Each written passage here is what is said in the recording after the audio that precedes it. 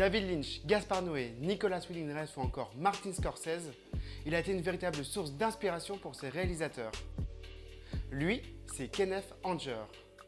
Né en 1927 à Santa Monica, Kenneth Anger est un réalisateur pionnier du cinéma underground et expérimental. Sa carrière, qui s'étend sur plus de 7 décennies, a totalement bouleversé les codes du cinéma. Mais avant de vous parler de son travail, je préfère vous prévenir que Kenneth Anger est un personnage plutôt hors norme.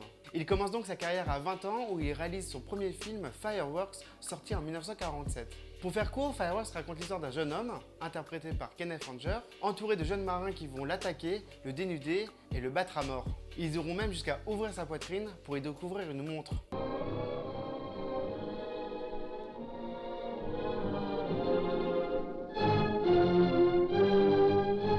Dans ce film, Kenneth Anger explore les thèmes de l'homosexualité et de la violence avec une audace plutôt inédite pour l'époque. Le film a suscité la controverse puisqu'en effet Kenneth Anger sera arrêté par la police pour obscénité. Toutefois, la Cour suprême de Californie l'acquittera, déclarant que c'est une œuvre d'art et non un film X. Après un court passage en France dans les années 50, Kenneth Anger rentre aux États-Unis en 1963 et il y sortira Scorpio Rising, sans doute son film le plus célèbre. Ce court-métrage est un mélange explosif de culture biker, de mythologie pop et surtout de rock'n'roll. For me, there'll be no turning back.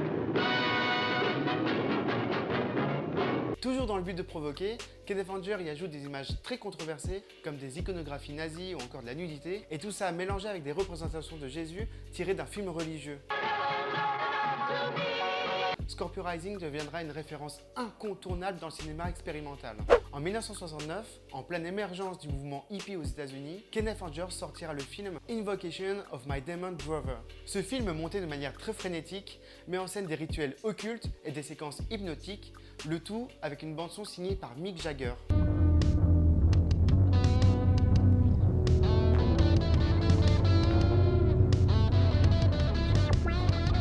Dans ce film, la couleur rouge est très dominante. De plus, les juxtapositions d'images contribuent au caractère très hypnotique et psychédélique du film. Mais Kenneth Anger ne s'est pas limité qu'au cinéma. En effet, en 1959, il publie son premier roman, Hollywood Babylon. C'est un livre sulfureux qui dévoile les secrets et les scandales les plus sombres de l'âge d'or d'Hollywood. Et comme à son habitude, ce livre a suscité autant d'admiration que de controverses. L'une des dernières œuvres marquantes de Kenneth Anger s'appelle Lucifer Rising et s'est sorti en 1972. C'est un film mystique et grandiose qui explore les thèmes de la lumière et de l'obscurité, de la création et de la destruction.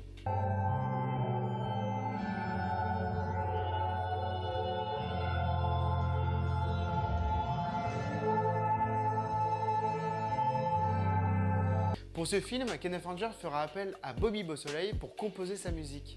Alors pour la petite histoire, Bobby Beausoleil c'est aussi un personnage assez particulier puisque c'est un ancien membre de la famille Manson et il est actuellement en prison pour avoir assassiné un prof de musique. Mais malgré ça, sa musique est assez formidable dans ce film. Personnellement, je trouve que Lucifer Rising est une expérience à la fois visuelle et très spirituelle.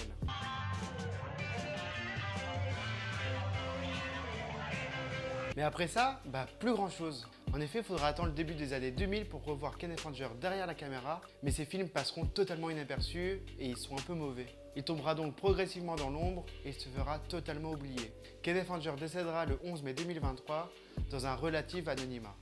En conclusion, je dirais que Kenneth Anger est le premier réalisateur subversif de l'histoire.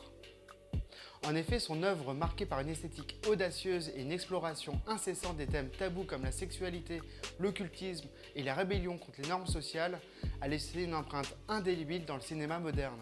Je trouve que Kenneth Anger a su utiliser la musique, les symboles et les couleurs pour créer des expériences cinématographiques à la fois envoûtantes et déroutantes. Sa vision artistique mêlant mysticisme et provocation visuelle fait de lui un pionnier et une légende du 7e art.